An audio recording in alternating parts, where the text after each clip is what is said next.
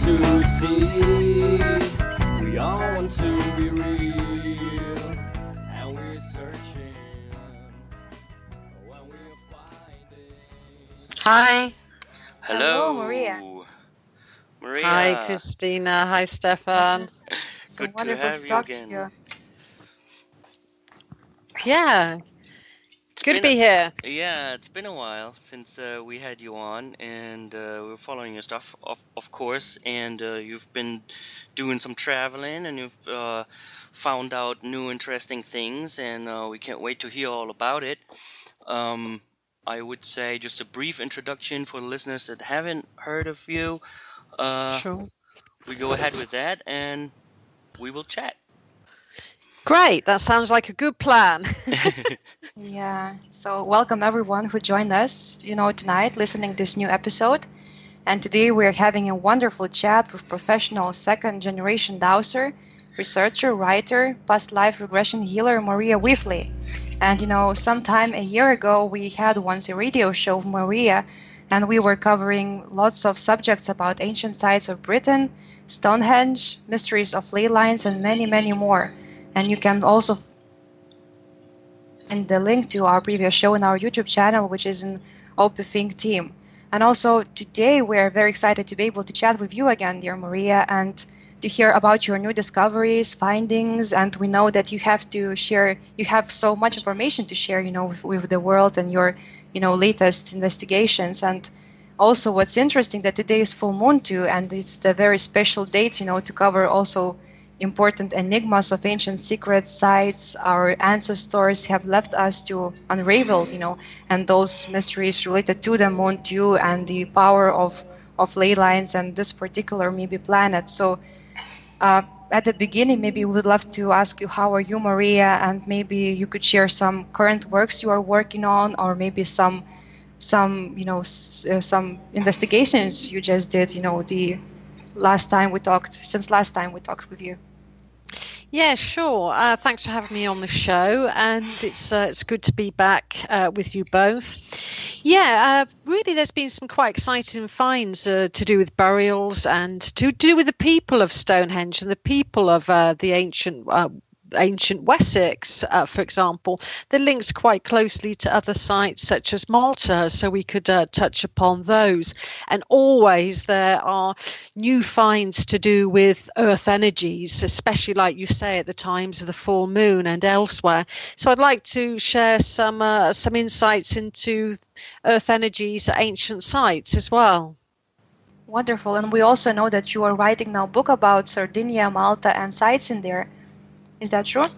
Yeah, that's right. They will feature in my next book because they really do have some very unusual alignments to do with geology and to do with earth energies as well, which really kind of feeds into the temple space.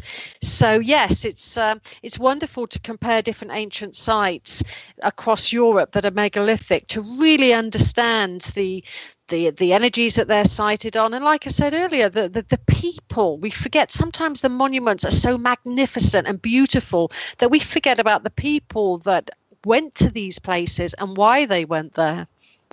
Yeah.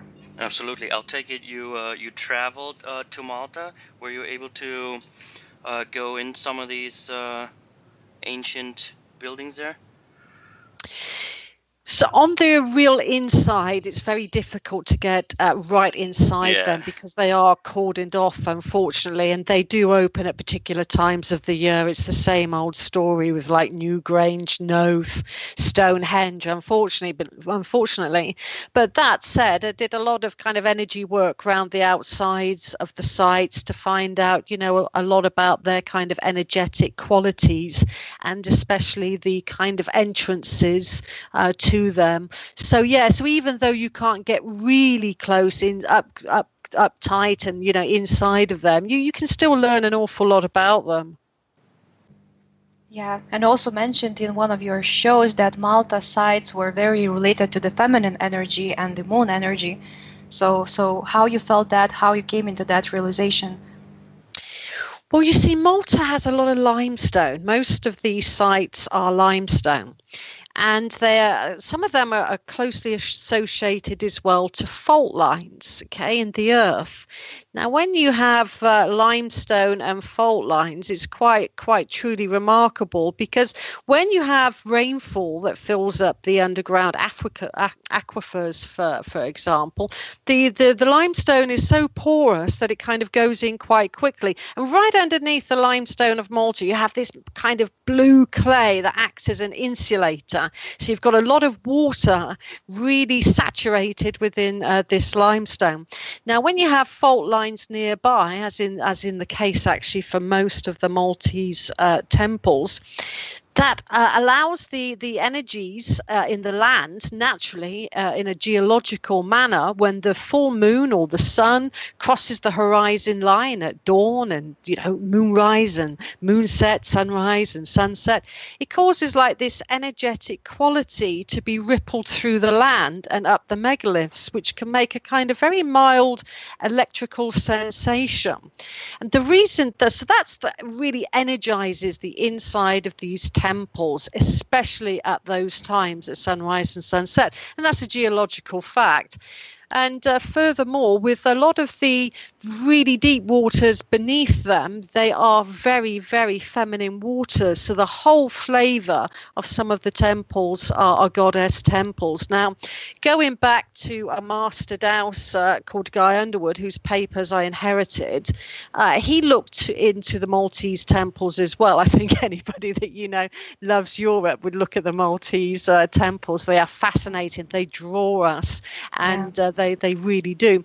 And he noticed that inside a lot of the temple spaces, you have a particular energy pattern that the ancients of Maltese were looking for. The only place that doesn't have this is the Hypogeum, actually, which has its own distinctive flavour. But if you imagine a kind of energy meandering line like a river, and from that flows like these beautiful like spirals, which are pockets of water or earth energy. That's like the flower, the tree of life rather, and that's encoded into quite a few of the beautiful artistic artworks within the Maltese temples, and that's considered feminine, because if you look at the first flow of it, it's like the sign of Aries, the astrological sign of Aries, which represents the uterus, which represents the feminine womb. So there's a lot of symbolism. And even, good archaeologists like Maria Wheatley, she points out that represents fertility and growth, which is feminine as well within the womb. So she often called them wombs and tombs. Wonderful. And how old are those sites in Malta? Well, I mean, you can just, if you follow the archaeological model, everything across the world is roughly about the same date, really. So no surprise there. They've been dated to the 300 BC, 2500 BC. I mean, it's just so standard. It's quite laughable, really. And I'm sure that they will be proven to be much older, as most ancient sites will be. Yeah. And when you were there, did you learn something? Because you said we also have to look at the people that live there. Did you learn something about the ancient people of Malta and how they lived, and maybe even going to differences in the skull? Maybe we can break into that. Yes, well, I think there's quite a few similarities between Western Europe, as in the British Isles, Ireland, and Malta anyway, because you always have in these sites, as in Delphi actually, in Greece, the cauldron symbol. And the cauldron again represents the femininity, and in the British Isles tradition and mythology, you always have the cauldron which nourishes its mother's nourishment. So we find these kind of big bowls in places like Delphi that are the cauldron, which again is likened to the womb. So I think a lot of these ancient sites were associated to the priestesses. the oracle at Delphi, the old traditions of this country, which has, a very, the oracle people would have been predominantly women. And when we look at the skulls that were left behind, for example, they do tend to be quite elongated. They have bigger brain capacity. But here's the thing, I was inquiring at the Maltese Heritage Museum about these particular skulls because I found a paper of Oxford University saying that they were so identical. Some skulls found in Somerset, which is quite close to places like Glastonbury Tor and Stanton Drew Stone Circles and Stony Littleton Long Barrow, very unique part of the west of England. It was so identical that they made comparisons and pictures. So I wrote to the Heritage Museum and asked, could I see these elongated skulls? Gave in the paper, also the skull of the elongated woman that I found of Stonehenge, and they just simply denied all knowledge of them and went out of their way to send me about 5 or 6 pictures of round-skulled people, even though that those skulls had been shown to one of the Ancient Aliens team in the past as well. So they really said they basically didn't exist. Yeah, that's very sad. And also you also mentioned that in UK they were finding, skulls without any other bones, maybe just bones from the legs. But what about Malta and maybe some other bones, not only skulls, but maybe other bones like legs too, or just maybe even more? Yeah, well, there was some whole skeletons found, and once you have a long bone, you can start to ascertain height and things like that. And the Oxford the skull that was found in Somerset in the Oxford collection at the moment was had the same kind of qualities as the one that I found close to Stonehenge in Cambridge University. But I don't know about you guys, but I think we all have a sensitivity and a sixth sense, don't we? I mean, yeah, it's coming clearer and clearer that obviously the official stories are completely behind what actually happened, and not only are they hiding what was there, but the whole the whole ideology, what goes with it, and matriarchy and all that, it's not even talked about. So yeah, there's a strong feeling that there's some stuff being uncovered that will completely change how we see humanity and our history in the world. Absolutely. Yeah, have you ever been around a crystal skull and kind of felt the kind of energy around a crystal skull at all? Didn't have the chance yet, but would love to. Yeah, not directly skulls, but crystals. Sure. I certainly feel energy coming from certain crystals. Yeah. Yeah, well, if you kind of think of a crystal skull, even a kind of quite moderate size one, but some people that say that they're sensitive or have a strong intuition or sixth sense say that they feel energy emanating from that. Some people from a quartz crystal. It doesn't have to be a skull. One thing that I did notice about the skull in Cambridge, which was of an elongated woman that came from a very large barrow close to Stonehenge, is that when I was briefly left alone with the skull, and I really did pray to Great Spirit that would happen, and the curator would just go away and leave me. Yeah, and it did. Yeah, so prayers can come true. So there I was, and suddenly I felt, where have I felt this kind of feeling before? Which is completely subjective, and some people may say is all in one's imagination. But nonetheless, I go with my feelings sometimes just to see where they take me and where that journey will go. And in this particular instance, I felt the same type of energy coming from her skull that you feel around crystal skulls. It was really, really strong. And even though she had been clearly using orthodox archaeological dates, passed over for over 5,500 years, it was almost like she was living and there was an energy emanating from that skull. So I found that quite quite remarkable. And the more of the distance I walked away from the skull, with my hand, kind of my palm of my hand facing towards the skull, I could still believe what I think was some kind of like energetic field. And there's always been in kind of like our spiritual holy history of the British Isles about guardians. You know, there's a guardian of an ancient site or a barrow or a stone circle. And, you know, it's not beyond the bounds of possibility that these people became some kind of like guardian of these sites. I think it's whatever that the reason why they were placed into these barrows was for a special reason. And I still feel that, you know, some people identify with them on a very subjective level as well as a kind of physical level. Yeah, that's amazing. You know, I so love the way you are communicating with those, you know, sites, with, you know, artifacts. You not only just investigate them, but I just am amazed how you are just having that bond with them. You are asking as if their own past life regression, you know, session, and just asking just to show up and just say their own story, and just, you know, putting their mother's maybe planet Earth's intent in first place, you know, just to ask what she would love to tell through those artifacts. That's really amazing, you know, how you do those things. Yeah, I do believe that. I mean, I also do believe that, you know, the landscape is full of energy, full of life.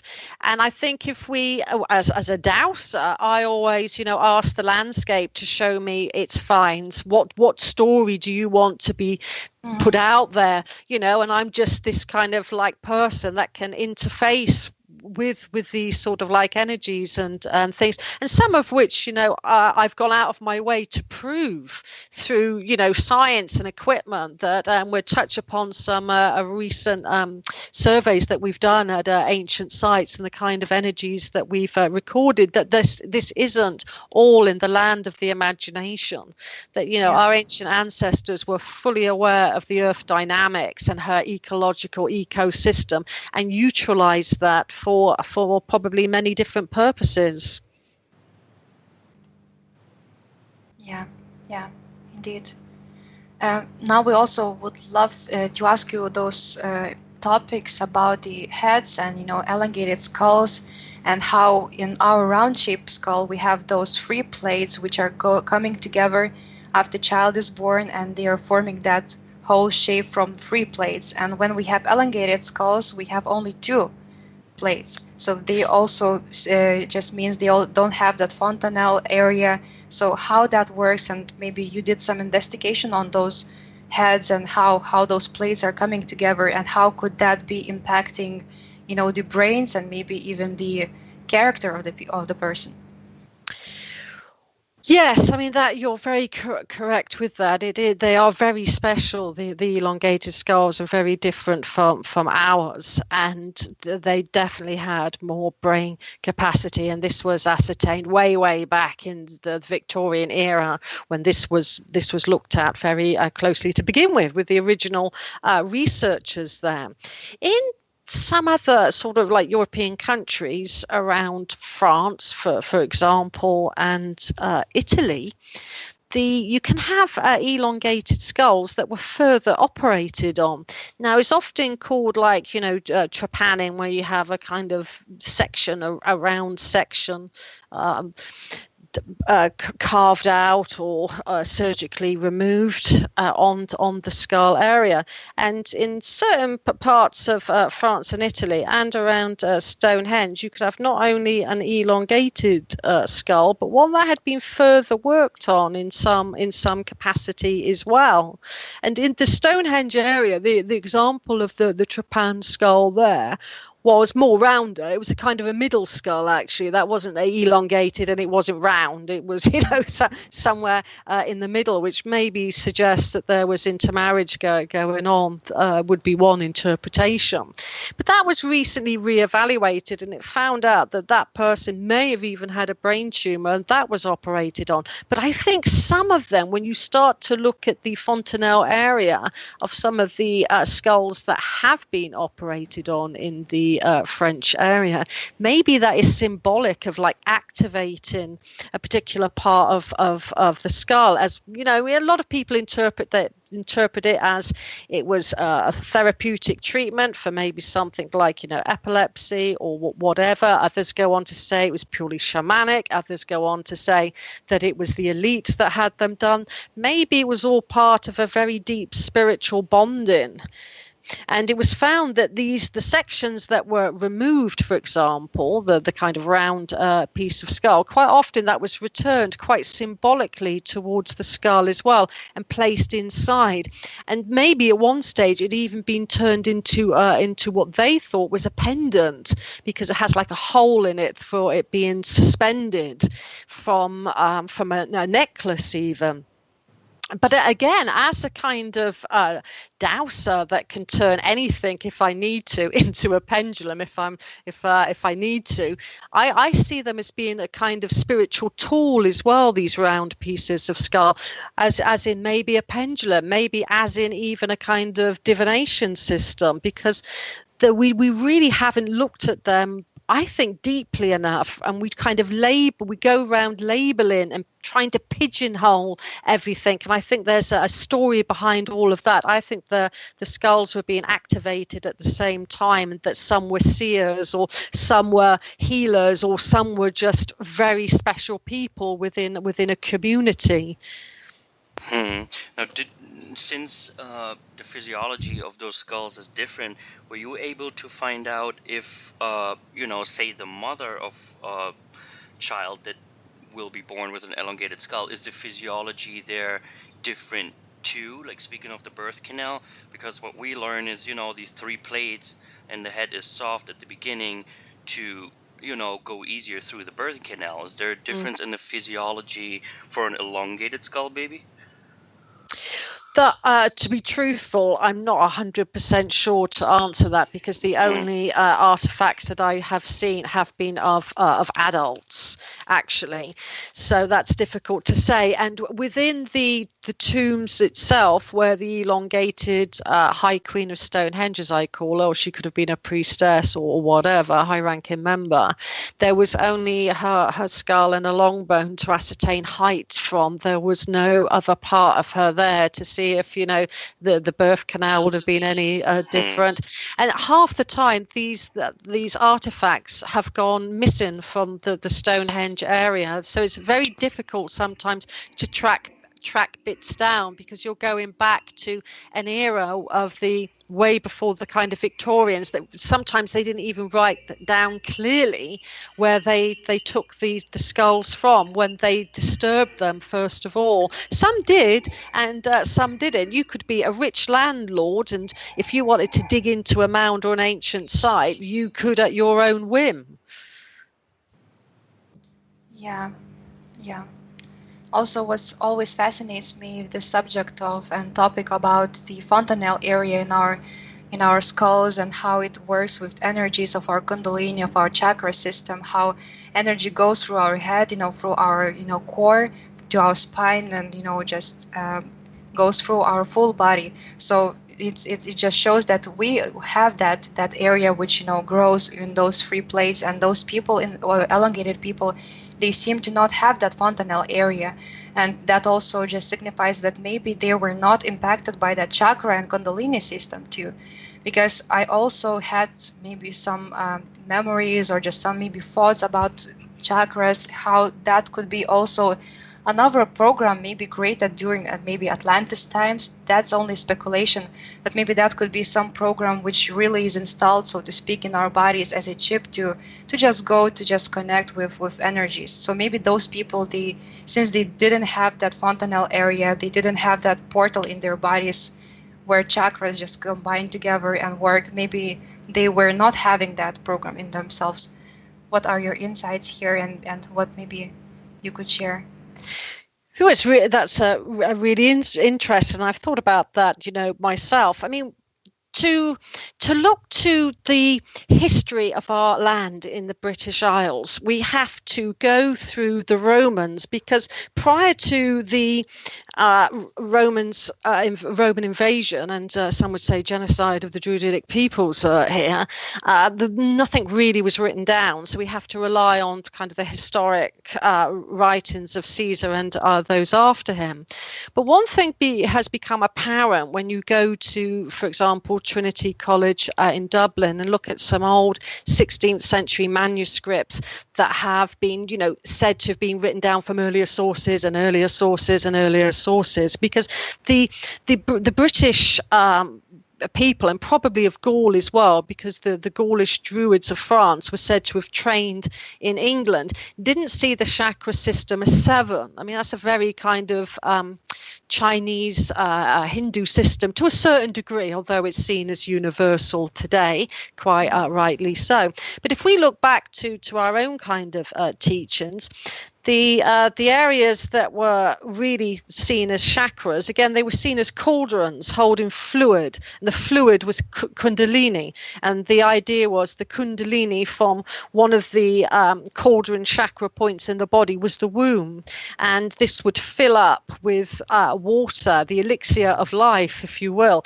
and that would flow up to the solar plexus, which was the next cauldron center of intense energy, and that would fill up. And the whole idea is, as it raises just to before your head, sort of like around the kind of third eye, the chakra, the kind of face, the kind of throat area. This is an area now, not kind of like a Pacific chakra, so to speak. That was of the head, and that was the place where all of the kind of elixir of life would rise up, fill up around that area, and then go all the way down the spine again. And that would allow you to have insight. It would allow you to have poetic excellence. It would allow you to understand all of life.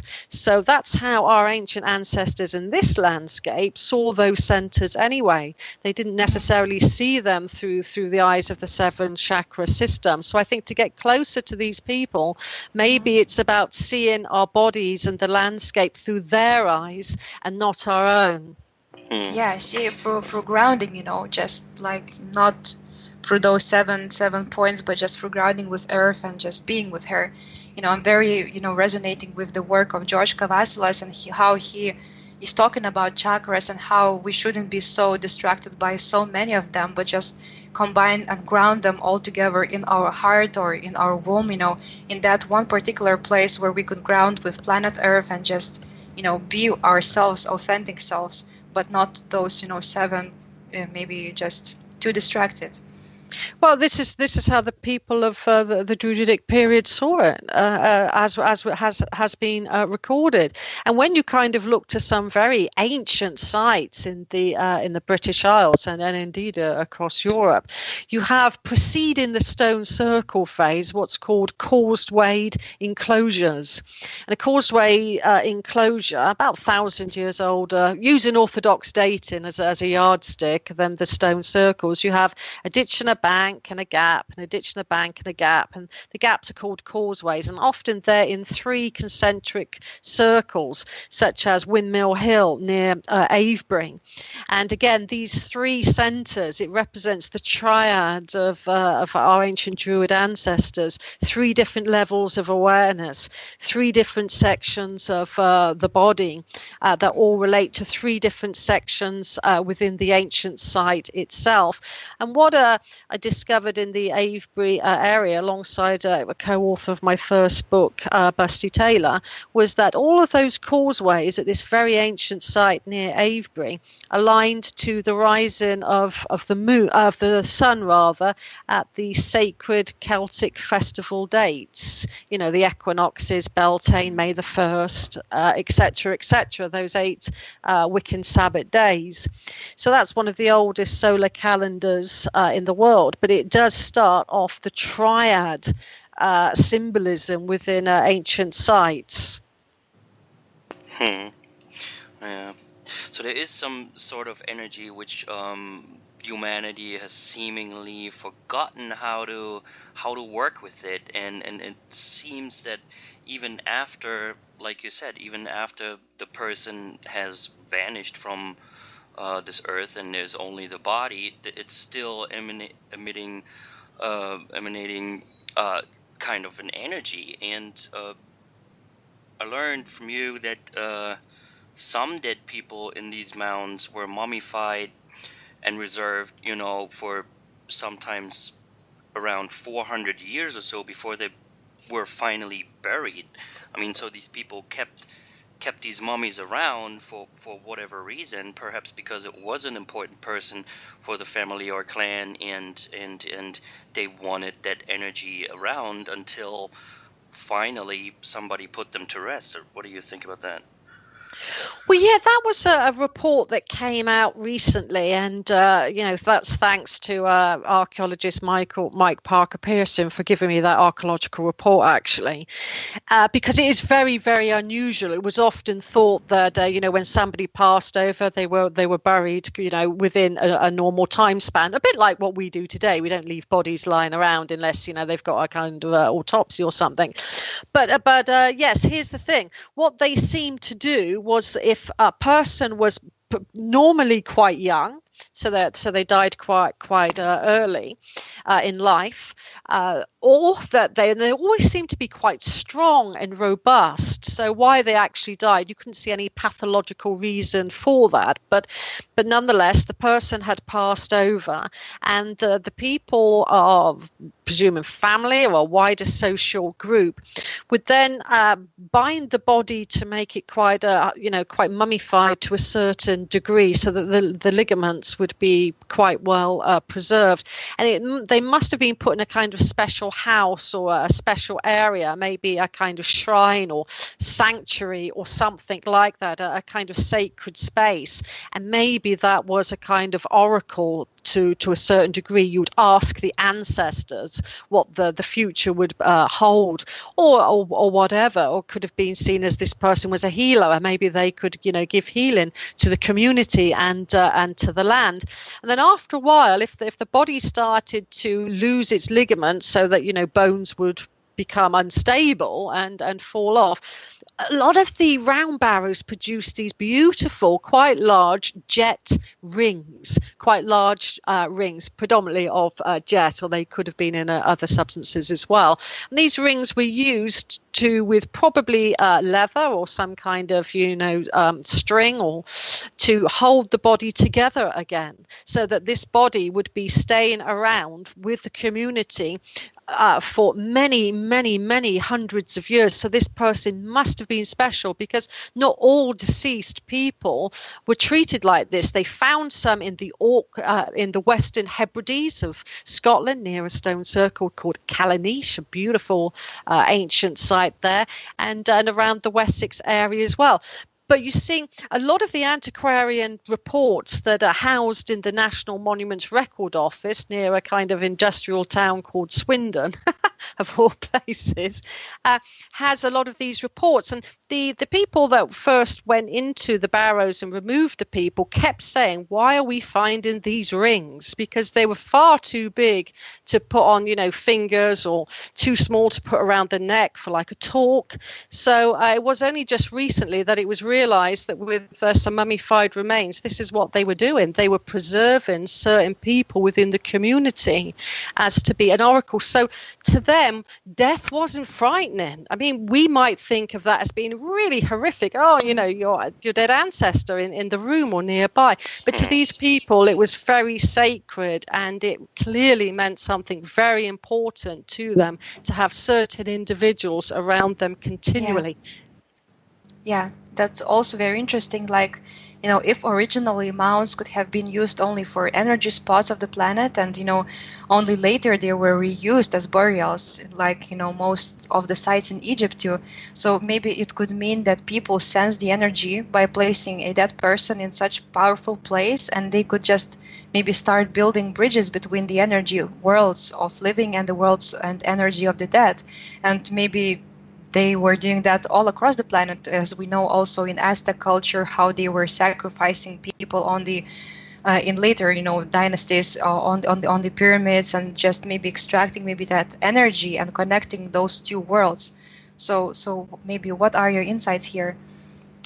Yes, well, I think that could be the case with the long barrows and some of the larger cairns, round barrows, and some of the other barrows. I mean, in the UK, at least, and across the British Isles, some of the long barrows were never ever meant for interment anyway, and this is quite clearly known. Same as round barrows. If you look to some ancient sites that were used on hilltops, for example, you will always, 9 times out of 10, find a very large round barrow that has never been associated with burial anyway, designed in the kind of, classic Wilhelm Reich or organic and inorganic layering system going up that's quite widely documented these days, and that do generate a lot of ions as well. They really do pump out a lot of negative ions, and the electrical field starts to change at the top as well, that we found in our own surveys of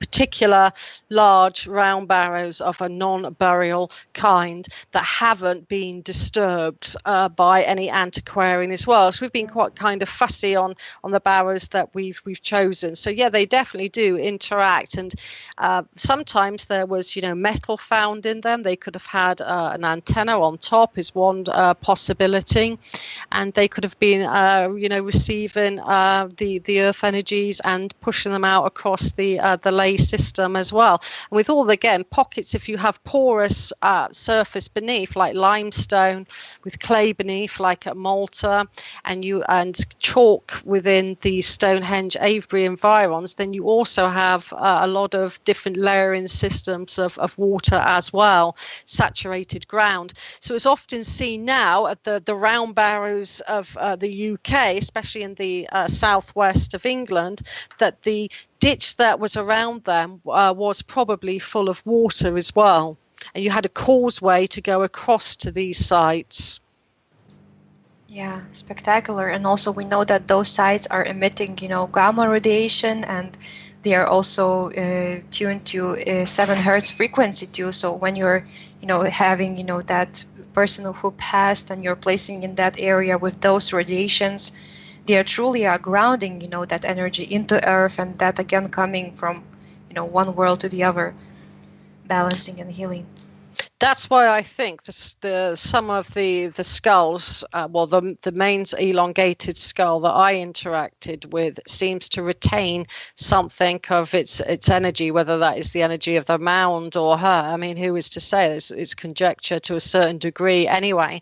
But I really do feel they do retain the energies of their land. I also got a really sense of a longing from her as well. And I apologise that she was there in a cardboard box in the university when I felt this kind of longing for this to be returned to the Salisbury Plain.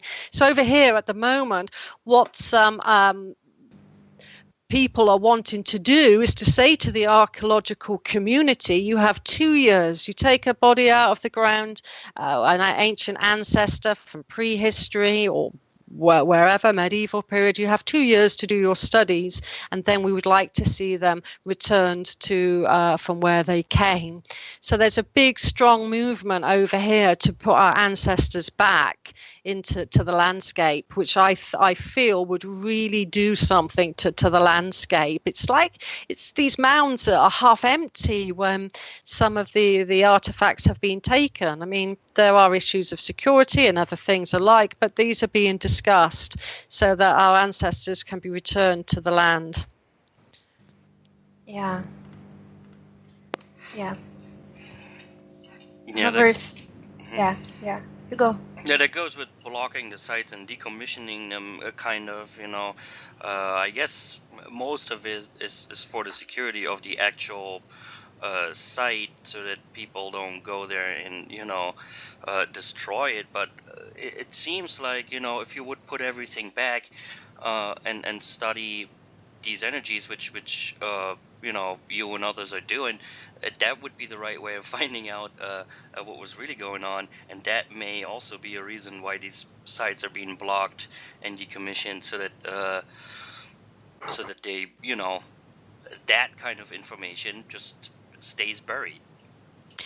Yeah, I mean that could be the thing there. I mean, it's always a good idea, I feel, in research to be very, objective. I mean, I'm a very subjective person as well, but I think it's very good to be objective. And one of the things that we have noticed within our own studies of frequencies and earth energies and looking for ions and gamma radiation and things over the last 10 years, it's getting harder and harder to get real results because of the infiltration of e-smog, electromagnetic smog that we're creating with our smartphones and for example, standing stones are meant to transmit energy. That's what they're designed for. They're like an acupuncture needle going into a meridian line, and then they can release energy across the landscape, sometimes for mile after mile after mile.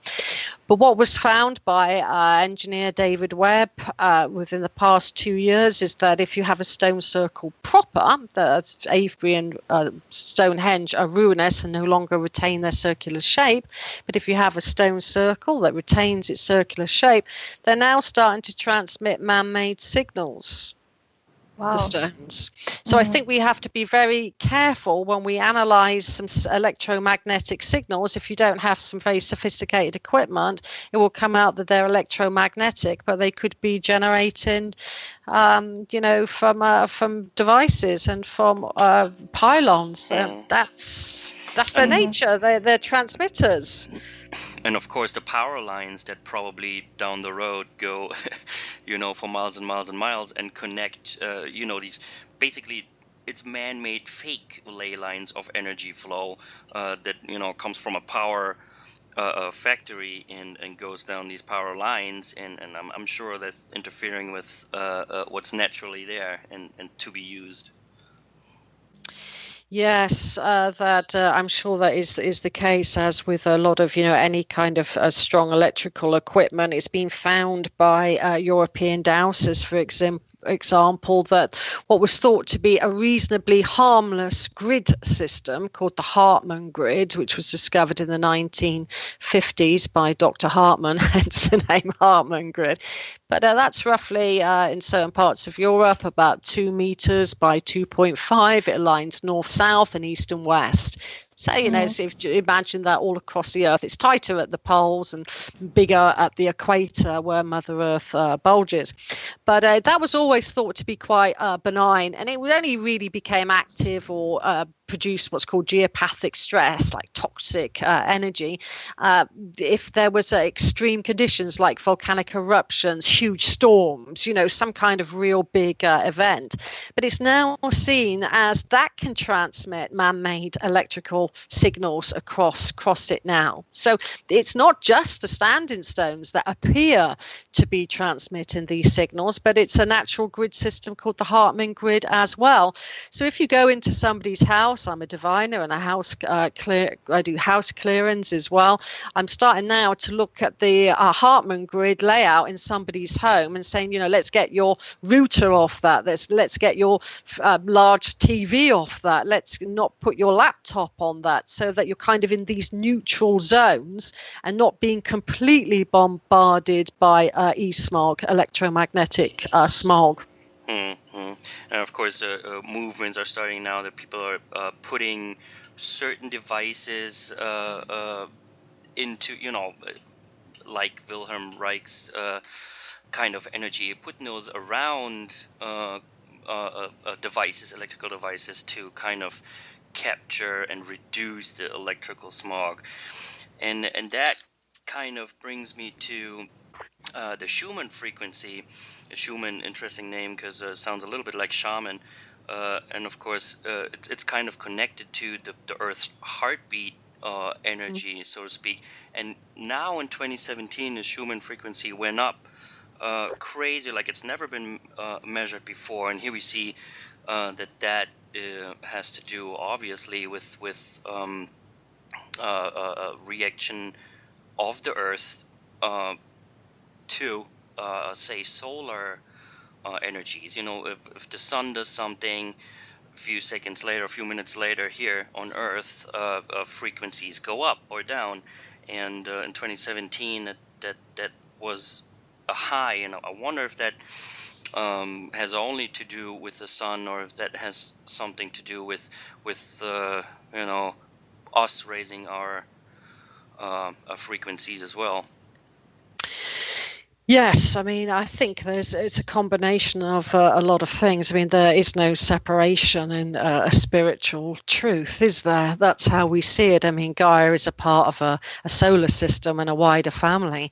And even, back in the 1970s, it was found that, Jupiter in a certain position could interfere with radio waves back then in the day. And astrologers, modern and to a certain degree, going back to at least the 1800s, have always associated Uranus with sudden earthquakes and things like that. So I think there's a whole mix of different energies out there, because Mercury is quite close to the sun, and all of these energies combined, not necessarily just the sun, but I think all of the planetary system that we live in is going to affect Gaia to a degree, just like it was noticed with the radio waves from Jupiter.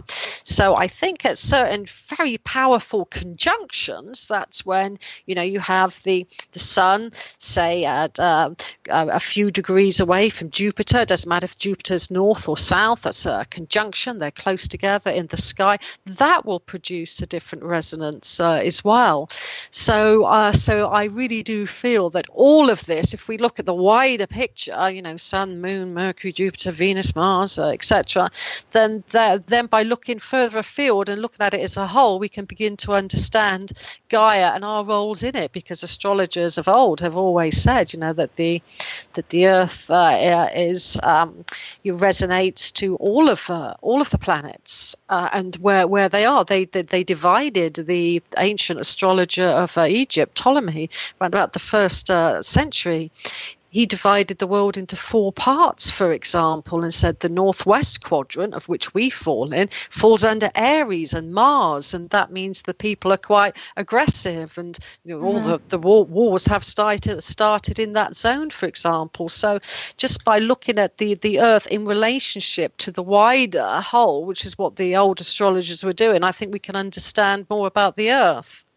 Yeah, that's exactly the thing I just wanted to bring up. Is usually now we have currently the situation in USA in Standing Rock in Dakota access pipeline, and when I just looked in the grid map you just were sharing in one of your presentations, you just placed all those parallels on the planet, and we see the parallel going through the Dakota lands of Indians, and now we also have the situation there with oil and with water and energy, and significance of saving the planet, and also Jupiter again. That parallel is related to Sagittarius, which is ruled by Jupiter. So maybe you have some insights here. Yes, I mean, that map that I use in a presentation was born of that astrologer that I was just talking about, Ptolemy. And then it was added to by a mystery school, of which Sepharel was a kind of component. And he devised a system of astrology that linked it specifically to the world. Yeah. Now, most people use Greenwich, that arbitrary line, as 0 degrees, don't they? And things fall around and time changes because if you're west or east of the Greenwich Meridian line. I really do feel that our ancient ancestors, and I've argued this for about 20 or so years now, that the North line should actually be going through a little bit to the other side of Greenwich, and more than likely would go through Stonehenge, where you have a massive lay anyway that's always been linked to time by locals and time lapses and things like that. So if we use the Greenwich Meridian line, or we use Stonehenge, and it's yay for Stonehenge for me, if we use that line and then we go 30 degrees along, just like the ancients devised the ecliptic belt, the heavens, the constellations above to 30-degree segments, 30 degrees for Aries, 30 degrees for Taurus, and so on for the 12 constellations, and you project that onto Mother Earth, you get the celestial heavens brought down to Earth. Yeah. So where you were talking about that line going through, that is a significant point on the planet, representing, the energies of Sagittarius. And Sepharel and other astrologers felt that this was the beginning of understanding how the Earth reacts to the heavens above. So any planets going across that point on this map, they felt would make a significant change to the people that lived there below. It's called a Geodetic astrology, astrological system. So it derives from very, very ancient practices, but it can be used in a modern context as well. So I've been looking at that over some time period now. Whenever you do get planets going across these points, it really does seem to trigger particular events. Yeah, and also you mentioned about positive and negative parallels and grids, ley lines. You talked about the Turin city in Italy and how you had some experiences which were not very pleasant there, according to that energy of those black streets and black trees there. Yes, I mean, the particular areas that are associated to very large lines, I mean, they're great circles in a way, these actually, a line projected across the planet becomes a circle. They are very, very potent places. And it's interesting to note that in the oldest astrological system, that's predating this one, that was done from Alexandria in Egypt, actually, they chose to divide the world into 4 quadrants, northeast, etc. Yeah, and you have east, west, and you have 4 big quadrants, and the energies of the planets would be associated with that. And I've given an example, like the northwest comes under the sign of Aries, and they have sub-rulers anyway. But here's the thing: they felt the most sacred place to divide the world, which they called like an esoteric center, was Aleppo. And that when you have a line that follows, not the equator again is a kind of line, they had another line, a more of a spiritual line, like a ley, that went all the way above the equator. That was one way of dividing the world into 4. Do you see what I mean? Then they had another one coming down from the north, and those lines met in Aleppo. Yeah, I was always wondering, since we're here on Earth and we have hardly any straight lines that we can follow, Earth doesn't produce straight lines really, but projecting the celestial bodies onto the Earth, then it makes sense that these ley lines are, either completely straight, and as you said, become a circle around it, and or sine wave according to the movements of these bodies, and yeah, I mean that is a indicator, an absolute indicator that is what's happening here. Yes, and you can draw leys anywhere. I mean, you get 5 or more ancient sites in a line. The grandfather that coined the word ley, Alfred Watkins, said that was a ley system, a ley line. But it has long been pointed out since the 70s and the 80s that not all leys have energy, for example. So you could draw a line on a bit of paper and link things up. That doesn't mean, in geomantic terms, whether that's a conductor of energy anyway. Yeah, so you have different types of leys. You can have one that has a topographical, that's just lines linking sites up, or some of them can be more alive and called leys, where they have energy, and some can be linked to an astronomical event, like the summer solstice sunrise, for example, or the moon at its most northerly rise, for example. So I think you have to look at leys and then study them on the ground as much as kind of as a theoretical line. So yeah, I think there's different types of leys, and they were used for different types of purposes. Yeah, and you also mentioned that there are some ley lines made by man, and you also pointed to John Michel's work. So maybe my question would be how we could ourselves maybe create some those ley lines ourselves, and maybe we could help to help planet, herself to reveal herself more, so that people could wake up, more quickly and help her to, just go through this process. So maybe is there something we can do all together with those ley lines to just help her? I think we can. I mean, behind thought there is energy, isn't there? So I mean, intent is everything in the spiritual domain. And I can remember going back many years to the 80s when my late father was alive. He was asked to go on to Sky TV to talk about lays, and he took on a very lovely chap called Jeff. Can't think of his surname offhand. A really, really nice guy, very, very sensitive.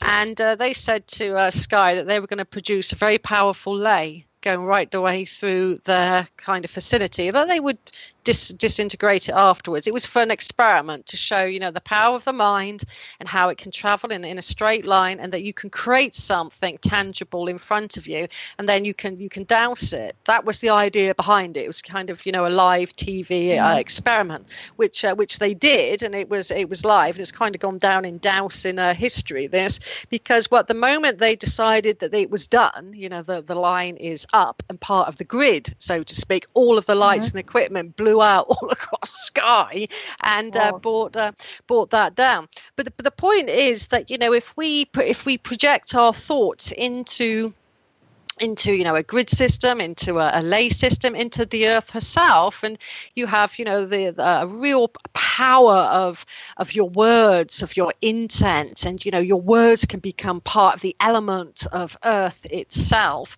Really powerful incantation, or just mentally visualizing it. We can put our positive energy back into Mother Earth, and she needs it now more than any other time in her history.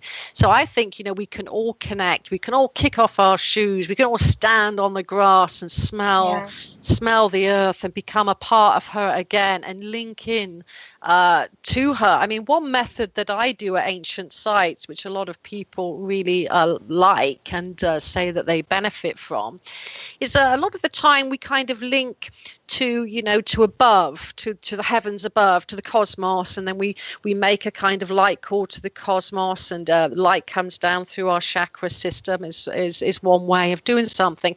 I think if you do it the other way around, and it doesn't have to be at an ancient site, it can be anywhere where you feel is positive, in your back garden, wherever, and you kind of from your heart center link in really beautiful chord right down into the earth every now and again, and give energy and to Mother Earth, and receive that energy back up is a way of creating a long lost bond. We've some of us feel a disconnect these days between our earth. I mean, I love my creature comforts in my house. Don't get me wrong, I love it. I love it all. But I also feel that if we can go out and connect with nature, then magical things happen. The animals start not to be fearful of us. Once you've made a real good connection with the earth, and you go out at night, you'll see a badger wander by you, and the badger won't be afraid because you've got that connection, and they sense all of this. Yeah, because we also have ley lines in our own bodies. Like, we know that Chinese are healing through acupuncture, which is the same ley lines, but only going through our bodies. And they are trying to reach that balance in those spots. So maybe if we will just, heal ourselves first and heal our own lines and have balance in them, we can, connect with planet easier. Well, that's right, and that's why the ancient Druids felt that just activating these three centers alone, within the womb, which was about devotion. The womb was seen as to be devoted to something. And because we live on Mother Earth, it was often seen as a female center, the center of the goddess within. And the devotion is, being of service of Gaia. Whenever I teach anybody to dowse, the first thing I ask them to do is, you're in servitude of Gaia. And we would dedicate our rods, our pendulums in servitude to Mother Earth, to help her and to help other people. So this centers about like devotion, if you will, and really relating to the goddess, whatever the goddess of your land was. It could have been Diana, it could have been Isis, it could have been Caridwen, it could have been whatever. And identify with the goddess through that center is a really good connection then to and that's for men and women alike, to connect to their womb center, to the great goddess. And of course that reminds us that some of these, or maybe all of those ancient sites, maybe we can go a little bit to Stonehenge, originally were goddess and moon sites, which is today a little different. Specifically with Stonehenge, it seems that it was made a sun site, and it was a moon site beforehand, used at night, and then it was used during the day. So that gives us a little hint that maybe these sites are not only observatoriums for the ancients, which some people say these sites existed for measurement of the sky and the heavenly bodies by kind of observation, but there seems to be much more involved. How come that one thing it's a moon site, and then in Bronze Age it becomes a sun site? Well, that's what I suggest about Stonehenge, which some people do argue against that. But when we do look at Stonehenge and we look to the placement of the heel stone, the placement of the henge, which is the ditch and the bank, and its openings, its causeways, then there you have two. I mean, most people just talk about the one, which is in the northeast sector. It used to be very narrow indeed, and the heel stone wasn't meant to be interacted with. It had a big ditch around it, probably containing some water if it's the same model as Mardin Henge, not far away.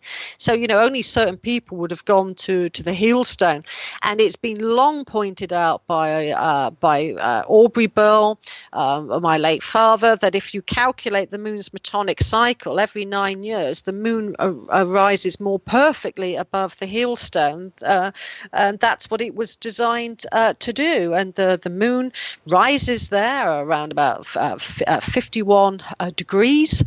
Stonehenge is at the 51 degrees in its latitude there, and it produces an intimate association with the moon. And then if we look to the other entrance at Stonehenge, which I point out, is also to the south, and the moon is at her zenith, high in the sky, around about midnight at the south end, and that was aligned to the moon. So presumably, if you're creating a lunar temple, then you would have done some lunar rites there. You'd have seen the moon rise, and it rises 9 times out of 10 at night there. And the first phase of Stonehenge, with its beautiful chalk white bank and its 56 blue stones that went all around the site, would have been a very beautiful sight. It would have been like the stones were highly polished. They would have looked like a star-spangled sky anyway. And if you look to the number 56, because there was stone, then 56 is almost 3 times the years taken to complete the retrograde nodal cycle of the moon anyway, and that's 3 times 18.61 equals 55.83. The numerics of Stonehenge phase 1 are very lunar. Then even if you look to the difference in the days between 3 solar years, the 365, I think it's 0.24, and 3 lunar years of 13 lunatations, then that comes to 55.95 again. So it is very lunar numerical number, and I would envision that these ceremonies were done at night there, because chalk is within the moonlight is very, very noticeable in this part of the country. It would have looked like a huge circle from a distance anyway. So I see the ceremonies being there of probably a goddess and at night time, although there's other researchers out there that say that wouldn't have happened. It would have been just a daytime monument. But I think our ancestors worshipped by day and worshipped by night, because to the ancient Celtic people, incidentally, to support my argument for a nighttime ceremonies, is the Celtic day of the Druids didn't begin at the daytime. Like we say, when the sun rises, that's the start of the day. To the ancient Celts, that was the end of the day and the beginning of the day, as recorded by Caesar in his book Dispata. The Celts celebrated the start of the day at night. So if that was an inherited tradition from the Bronze Age people, inherited from the Neolithic people, their day began at night anyway. Yeah, that's true. Yeah. You just said the word monument, and then you might know that we're a little bit into language and phonics and whatnot. So if you look at the word monument, there's the moon right in there. It's the moon that's on your mind. That's brilliant. I love it. So that's an easy. Why don't you give that back to the people who say no, that can't be. Starting from this moment forth, I will. Monument, yep. Yeah, I love it. Yeah, this is a great thing when you start, talking to people. You just bounce these ideas off. It's brilliant. Yeah. I also find, spectacular how, ancient people of Stonehenge, they were just uniting, day and night together. And also when you talked about stones and how they were reflecting the light, just being used like mirrors, and water as well as having reflections, and again can be used like mirror. Again, we see some similarities with, for example, Toltec cultures and how they were using stones and mirrors to just work with those dreaming techniques they had at night. They had those two bodies, Nagual and Tonal, and they were using them together to unite into one, where dream and the daytime life are coming into one. So maybe those sites, again, like Stonehenge, using those mirrors, uniting moon and sun together, they could just be uniting, again, the same technique of dreams and everyday life. Yes, I mean, again, I think, ancient sites, like whether it's phase 1 of Stonehenge or whatever, are multifaceted, and they could be used for a different variety of thing, including, divination, oracle, dreams. All aspects of our life were probably interwoven into a stone circle, just like, a church today. You could have anything from a child christened, baptized, to a death, to a marriage service. There's a whole load of different things going on, and I think over the course of different eras, from the Neolithic to the Bronze Age, it was different values, because we've got to remember there was 1,000 years difference from the Neolithic people to the Bronze Age people. They were different culture. That's like me comparing myself to King Harold in 1066. I'm so removed from their way of doing things. It could have been even like that in the Neolithic, or it could have been a traditions passed on and inherited. We need to look with fresh eyes, I think, at the ancient past to fully understand their stories. Yeah. One more thing that we've noticed and we wanted to ask you about, these sites, specifically Stonehenge too. You said before that you can also feel sound or hear sounds there. So not only feel frequencies, but hear certain things at certain times. And we looked, this is interesting with the gamma frequency too, because Christina just said in Lithuania, when you write, when you write music, the lines where the notes go on, they call them gamma. Gamma, yeah, in Lithuanian. in Wow. Lithuania. It's a very old language, obviously. And if you look how notes are written, so you have these lines, which call them ley lines if you want, where frequencies are dancing on, and then you see the clef, the musical keys. It actually the normal one, the clef starts. First of all, it looks like a G a little bit, and it starts on the line of the tone G as well. And then if you go to the bass clef, it almost looks like a mirrored upside down G, which is kind of like showing us, as above, so below.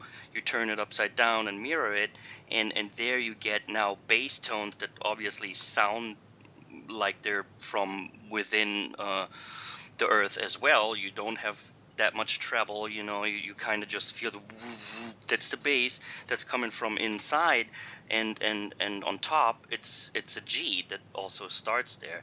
So that is very interesting. Of course, we have the heavenly, the music of the heavenly bodies and that kind of stuff. What can you say about listening to tones and kind of feeling music in some of these sites? Well, what I feel to begin with, listening to that beautiful analogy with music and the lines, I feel really connected with that. That is very beautiful. When at places like Stonehenge or the entrance to some of the Maltese temples and other places besides, you often have two standing stones with a lintel on the top, don't you? So you could go into a temple space like that in Malta, and at Stonehenge you have the two stones, obviously with the lintel on the top.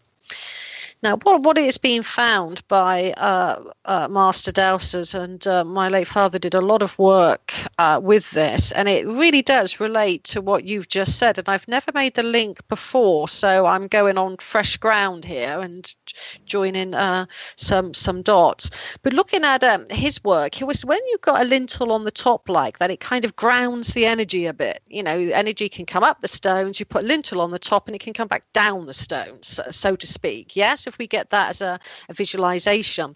And then imagine now you've got two stones with a lintel on the top, and the energy of that stone is coming down. And we have recorded this incidentally. If you imagine now in front of that stone on the ground, there's a mirror image of that lintel space, like on the ground now. So it's up in the air, and there's a mirror kind of energetically on the ground, which we've got all of the signals for that. It comes out in 5 lines of energy, and I'm sort of wondering how many lines is it in these kind of musical analogy that you gave. I don't know how many lines it has, but it kind of comes radiating down across the ground in fives. In fives. So in fives. You got 5 lines to write notes. And Wow. put the notes on, and obviously you have 7 notes, an octave. The last one is the first one, so you have 7 tones, and the G is the 7th letter, G7. So it all kind of binds together, visualizing this kind of energetical and sound and frequency kind of thing in music. Definitely. And the interesting thing about these kind of 5 lines on the ground, all of which we have got signals from, yet to be fully analysed, but we have definitely got the signals from, is almost like that creates that mirror image on the ground, a very sacred altar space, a space, especially if you're going inside of a temple like in Malta, and you have this mirror image of it on the ground.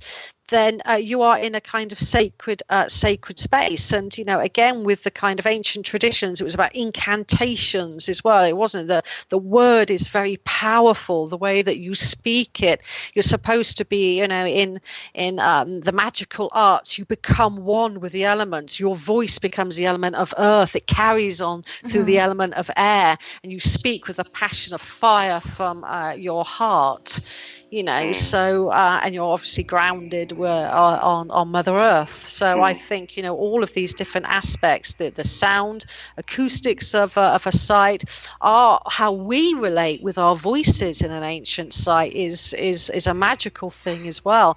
They are power places where we can, you know, really make ourselves empowered with however we choose, I believe, with our intent. Hmm. And of course, if you line up notes with the correct key of G, then you get a song, which, if you take that word apart, curiously, it seems to be the son of G, the son of Gaia. So the song, Wow. the product of that actually becomes its own being, you know, the son of seven, or the seven sons, or the son of G, which is the song that you sing. And Sin G would then be the moon. Oh my God, it's all together. Wow.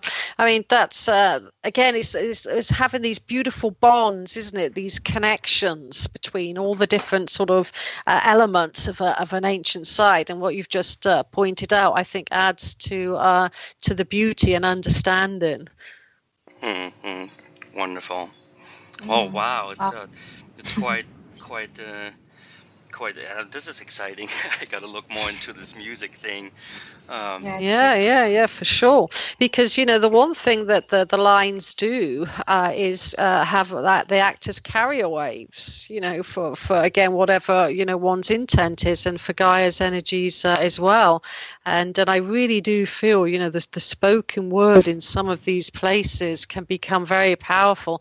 I mean, a lot of the sites, especially some of the most powerful sites, are underground, you know, like the Hypogeum of Malta, Mine How in Orkney. That was a huge underground sacred space. As much as you have the stone circles and the cairns and the round barrows above ground, you had all of some ancient sites deep below in the ground as well. And I noticed that when I was in an ancient site called Mine How, it has a spiral staircase taking you deep within the womb of the earth.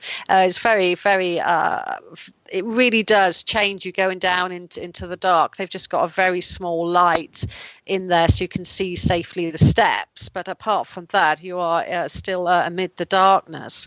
When you go down to the bottom cell, as it's called, like a kind of very enclosed area, this is not for the claustrophobic Mine How by any stretch of the imagination.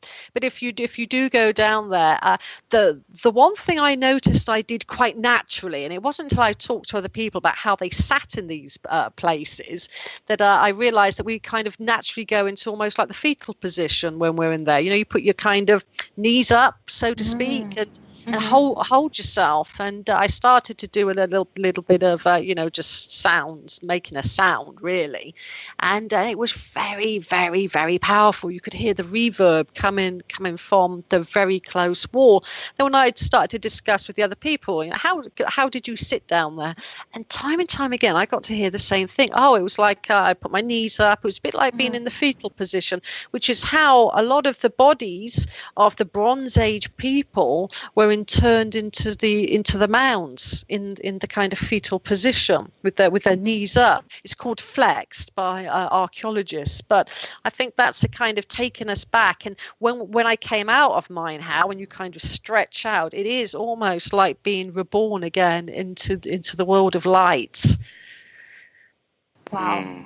Wonderful. That's great. Yeah, I mean, we could go on with cymatics and you know, how these tones actually shape matter when you use it correctly. And of course, that's an art that's kind of only remembered by few these days. But wow, there's so much cool stuff that we just brought together, and it's always, you know, we got to have you on in just a little bit to continue this. But I think for today we got perhaps a lot to digest here. Surely. Yeah, and I'm gonna go on and look into this music thing. This is really great. I thought that was beautiful, actually, and something that resonated with me, and I found it, you know, amazing that it links to 5 lines, and that's what the megaliths give off. Yeah, it's amazing. That's a wonder. It is. It's a wonder. It's fantastic. and that on the full moon. So knowledge is pouring out here today, and we can't thank you enough for joining us here today, Maria. We hope we can do this soon again. And wow, I'm really up. I'm gotta go out and think about this now and walk barefoot a little bit. Yeah. Yeah, definitely. And thanks for the moon-u-ments. The moon-u-ments, yeah. Yes. From now on, we're inspired by you guys. They have taken on a whole new meaning for me. So thank you for that as well. They're going, Maria. oh, Maria is crazy. You know, she's going with phonics. But we have just recently, this article came out, you know, that the phonics actually over hundreds of languages is what connects all these languages. When people who, you know, study this for, I don't know, not so long, said, you know, the phonics has nothing to do with it. It's all about the letters, which it obviously isn't. It's about the tones. Yeah. Wonderful. Wow. Yeah. Great. So, Maria, again, thank you so much. And Welcome. we'll do this again. This is great. It's been great. Thank you. Thanks. Have a good one. Bye-bye. Bye-bye. We all want to see, we all want to be real, and we're searching when we're finding. We all want to feel the taste of belief, and we search for directions where we meet with our fears. We all want to steer, we want to appear, even in the highest battle, face the unreal. Do you feel the craze of fear? There is no need to disappear. Just stay here and get clear.